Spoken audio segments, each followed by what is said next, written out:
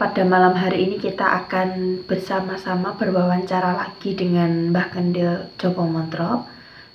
Kulo minta wedali sekedap mawon pagi. Okay. Sebelum kita mengawali konten kita pada malam hari ini atau kita mengawali wawancara kita pada malam hari ini, saya ingin mengatakan mohon maaf apabila mungkin apa yang kita bahas pada malam hari ini tidak berkenan bagi teman-teman semua. Yang jelas apa yang akan kita bahas ini adalah berdasarkan observasi saya, sekaligus berdasarkan pengalaman-pengalaman yang pernah dialami oleh Mbah Kendil Jopo Montro tentunya.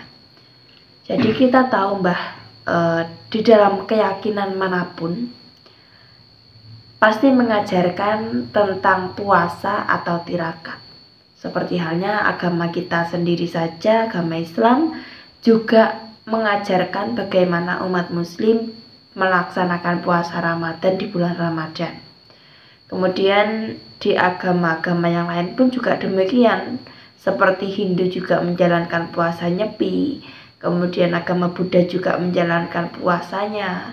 Kemudian agama Kristen pun di Alkitabnya pun juga ada ajaran-ajaran untuk melakukan puasa. Kemudian orang Jawa sendiri juga demikian.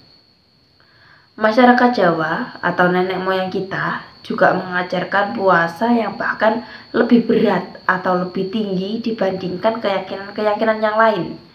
Jadi ini yang saya katakan yang nyata bagi kita, tidak menutup-nutupi, tidak menambah-nambahi, tidak mengurang-urangi. Memang nenek moyang kita, leluhur Jawa utamanya, memiliki ajaran-ajaran puasa yang sangat berat menurut saya. Seperti halnya puasa mutih, yaitu cuma makan nasi putih sama air putih, itu pun dijatah. Misalkan puasa mutih 7 hari.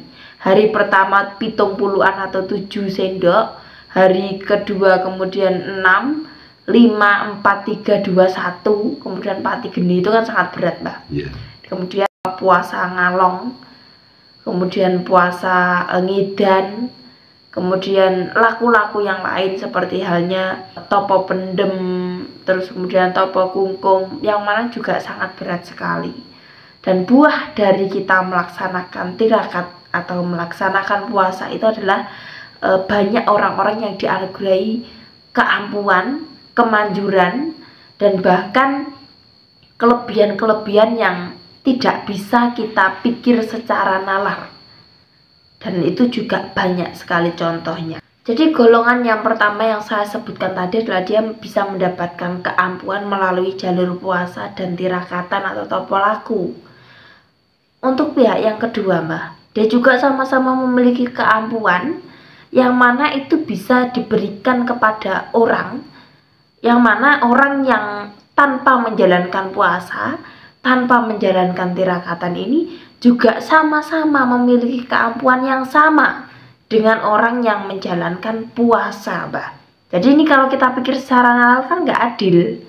Lebih enak orang yang memiliki uang asalkan dia bisa membayar untuk bisa mendapatkan transferan energi dan sama-sama memiliki keampuhan. Kita tidak membicarakan orang-orang lain Mbak. Kita tidak membicarakan orang-orang yang memiliki kelebihan demikian. Saya sendiri pernah mengalami, yang mana pada waktu itu Mbah Kendil kedatangan tamu pegawai kabupaten, yang mana setelah pulang dari rumahnya Mbah Kendil dia akan kembali ke kantor, kembali bekerja. Tapi terhalang dengan hujan badai yang sangat deras. Dengan pun mengutus saya untuk keluar meredakan hujan, atau kalau bahasa Jawanya nerang udan Mbak. Padahal saya nggak pernah menjalankan tirakatan untuk menggapai ilmu nerang udan, tapi berdasarkan perintah dari jenengan, saya pun melaksanakan.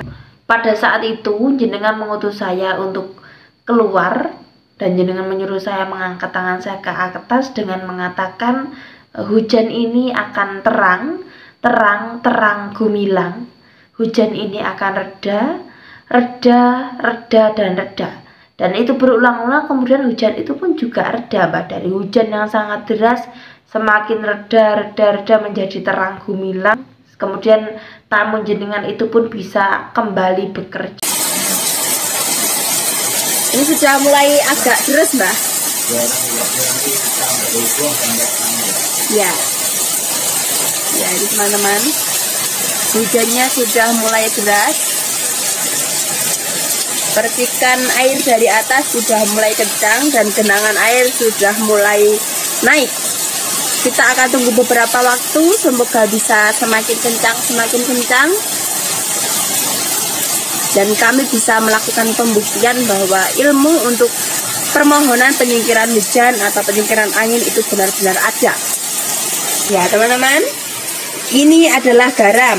Tadi Mbah Kendel yang mengambil. Ini ada perintah dari Mbah Kendel untuk kita menyebarkan garam ini keluar. Bagaimana nanti reaksinya? Apakah hujan akan reda? Mari kita buktikan sama-sama teman-teman. Ya, kita tunggu beberapa menit teman-teman.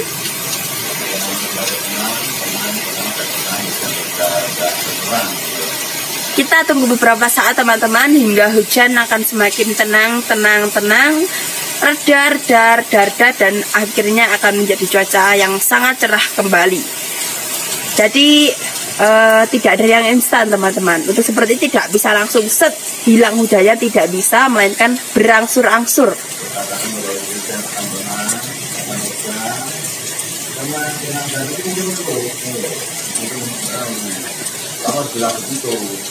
Kemudian hujan ini pasti akan tenang, akan reda,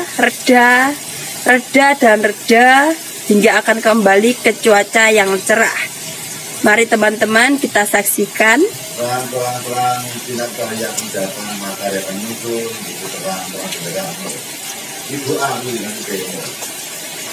Hujan akan semakin terang.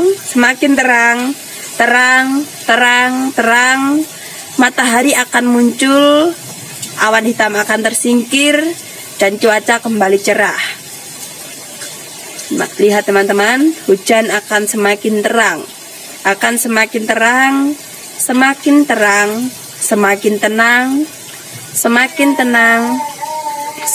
tenang. Hujan yang deras akan menjadi lebih tenang,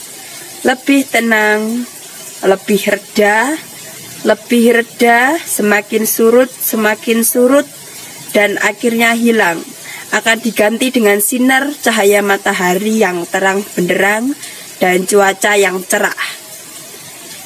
Hujan akan semakin terang, akan semakin reda, akan semakin hilang, akan semakin terang, semakin terang.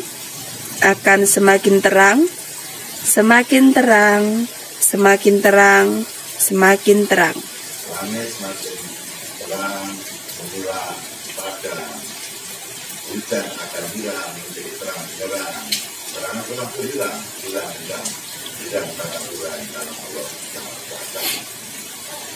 Hujan akan semakin reda, semakin hilang, semakin tenang, semakin terang benderang. Hujan akan semakin hilang, akan semakin gemilang, akan semakin reda, semakin hilang karena Allah Subhanahu wa Ta'ala, karena Tuhan yang Maha Esa. Hujan akan semakin hilang. Matahari muncul, hujan padang, gemilang, cerah.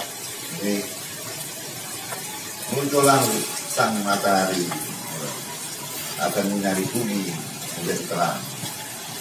Hujan akan semakin hilang, terang benderang, gemilang, matahari akan muncul menyinari bumi, hujan akan semakin hilang. Ini tinggal beberapa saat atau beberapa detik, maka hujan akan hilang dan cuaca akan kembali cerah. Ini awan sudah mulai kembali terang teman-teman, awan biru sudah mulai datang, cahaya matahari sudah sedikit menampakkan sinarnya. Motor-motor sudah berlalu lalang seperti biasanya tanpa memakai mantel atau payung. Ini menandakan bahwa cuaca memang sudah cerah.